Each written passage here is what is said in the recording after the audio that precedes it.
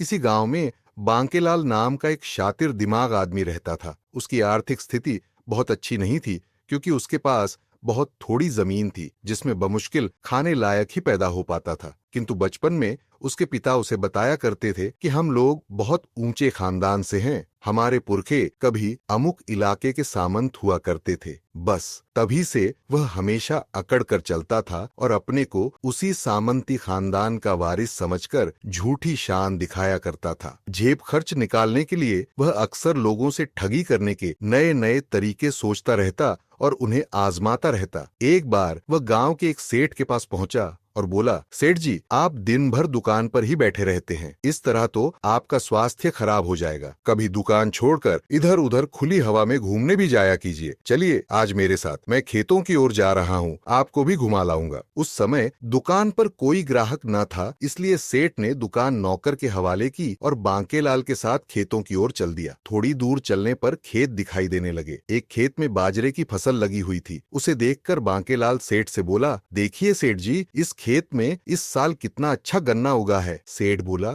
ये गन्ना नहीं, बाजरे की फसल है। बांकेलाल सेठ जी की ओर परिहासपूर्ण दृष्टि डालते हुए बोला, सेठ जी, किसान मैं हूँ क्या आप फसलों के बारे में मुझसे ज्यादा जानते हैं? ये गन्ने की ही फसल है। सेठ भले खेती नहीं करता था, किंतु इतना अनभिज्ञ नहीं था कि बाजरा और गन्ने में अंतर न जानता हो। वह दृढ़ स्वर में बोला, भले आप खेती करते हैं बांकेलाल जी, मैं नहीं करता हूँ, किंतु इतना भली भांति जानता हूँ कि ये बाजरा ही है। अब तो बांकेलाल को ताव आ गया। बोला, लगाते हो शर्त? मैं कहता हूँ ये गन्ना है। सेठ भी जोश में बोला, तुम्हारी जैसी मर्जी हो वैसी शर्त लगा लो, ये गन्ना नहीं बाजरा ही है। बांकेलाल तो इसी मौके की तलाश में था। बोला, ठीक है, तो फिर लग गई शर्त। अगर ये गन्ना निकला तो मैं तुम्हारा सिर काट लूंगा, और अगर ये बाजरा निकला तो तुम मेरा सिर काट लेना। सेठ जानता था कि खेत में बाजरा ही है, इसलिए बांकेलाल की अजीब शर्त सुनकर भी निर्भीक स्वर में बोला, ठीक है, लग गई शर्त। इसके बाद दोनों वापस लौट आए और अपने अपने घरों को चले गए। करीब 1-1.5 महीने बाद बाजरे के पौधों में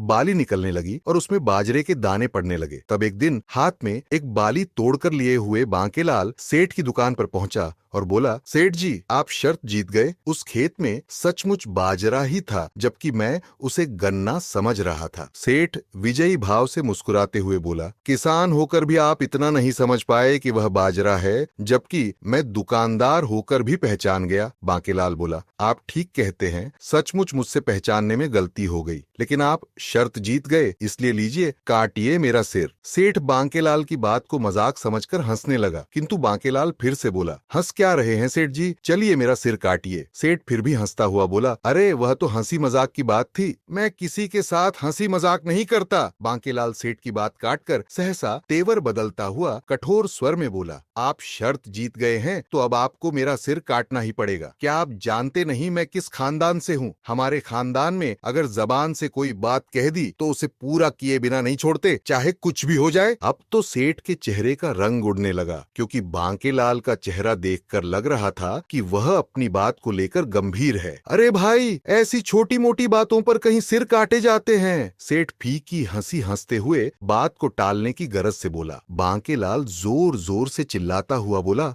ये छोटी मोटी बात नहीं है, हमारे बीच सिर काटने या कटवाने की ही शर्त लगी थी। अगर मैं जीत जाता तो अभी आपका सिर काट कर ले जाता, उसी तरह अब मैं हार गया हूं तो कटवा कर ही जाऊंगा। चलिए जल्दी कीजिए। अब सेठ को समझ में आया कि उसने मुसीबत मोल ले ली है, यह बला आसानी से टलने वाली नहीं। वह भी अड़कर बैठ गया। मैं नहीं काटूंगा सिर, मुझे नहीं काटना। क्यों नहीं काटोगे? शर्त जीते हो तो काटना तो पड़ेगा। नहीं काटूंगा, काटना पड़ेगा। इस तरह होते होते दोनों में विवाद होने लगा, तो वहां तमाशा देख रहे लोगों ने सलाह दी कि सरपंच के पास जाओ, वही फैसला करेंगे। दोनों सरपंच के पास पहुंचे। सरपंच ने पूरा मामला सुना और बोला, पूरा मामला सुनने के बाद हमें यह समझ में आया है कि शर्त हारने के बाद बांकेलाल के सिर पर अब सेठ जी का अधिकार है, वह अब सेठ जी की संपत्ति है। क्यों, ठीक है ना बांकेलाल? जी ठीक है सरपंच जी, बांकेलाल बोला। तो फिर ये सेठ की मर्जी है कि वह उसे कब काटते हैं, आज काटते हैं या फिर आगे जब उनकी मर्जी हो तब? सरपंच ने फैसला दिया। यह सुनकर सेठ जी तो संतुष्ट हो गए, लेकिन बांकेलाल की शातिर बुद्धि ने एक और उलझन पैदा कर दी। चूंकि मेरा सिर अब सेठ की संपत्ति हो चुका है, इसलिए मैं इसे अपने शरीर पर मुफ्त में नहीं नहीं ढो सकता। सेठ को मुझे इसको अपने ऊपर रखने का किराया देना होगा, बांकेलाल बोला। सेठ किसी भी तरह इस झंझट से मुक्ति चाहता था। उसने किराया देने के लिए तुरंत हामी भर दी। 2000 रुपए महीने पर बात पक्की हो गई। इसके बाद हर महीने बांकेलाल सेठ की दुकान पर आता और 2000 रुपए ले जाता। यह कार्यक्रम करीब 6 महीने चलता रहा। इसके बाद सेठ का बड़ा लड़का, जो व्यापार के लिए परदेश गया हुआ था, लौटकर घर आया। एक बार सेठ का लड़का भी दुकान पर बैठा हुआ था। तभी बांकेलाल अपना किराया अर्थात 2000 रुपए लेने आया। सेठ ने चुपचाप उसे रुपए दिए और वह लेकर चला गया। उसके जाने के बाद लड़के ने पूछा, पिताजी, इन्हें आपने 2000 रुपए किस बात के दिए? क्या आपने इन्हें अपने यहाँ कोई नौकरी दे दी है? सेठ जी ने शर्त में सिर काटने वाली पूरी कहानी लड़के को कह सुनाई। लड़का समझ गया कि बांकेलाल ने उसके पिता को जाल में फांसकर रुपये ऐंठने की तरकीब लगाई है, जिसमें वह सफल हो गया है। लड़के ने सेठ जी से कहा,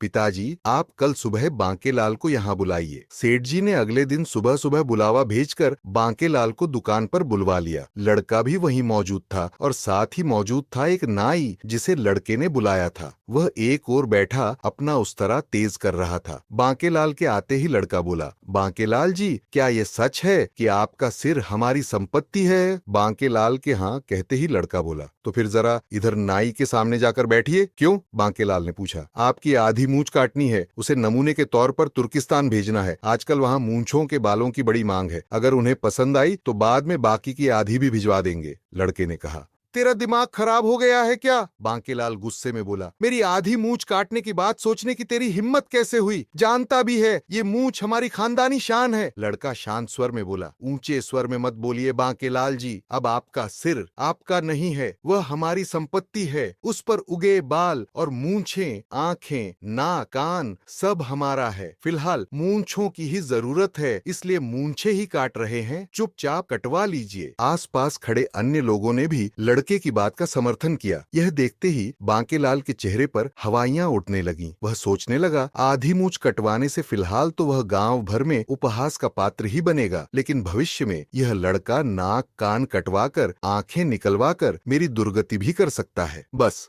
यह ख्याल दिमाग में आते ही वह हिरण की तरह वहां से सरपट भागा। ऐसा भागा कि फिर अगले 3-4 महीनों तक गांव में नजर नहीं आया। बाद में सरपंच ने किसी तरह उसे खोज खाज कर उसकी सेठ से सुलह करा दी और जो पैसे उसने ऐंठे थे वे सेठ को वापस करा दिए। तब कहीं जाकर वह गांव में रहने आ पाया।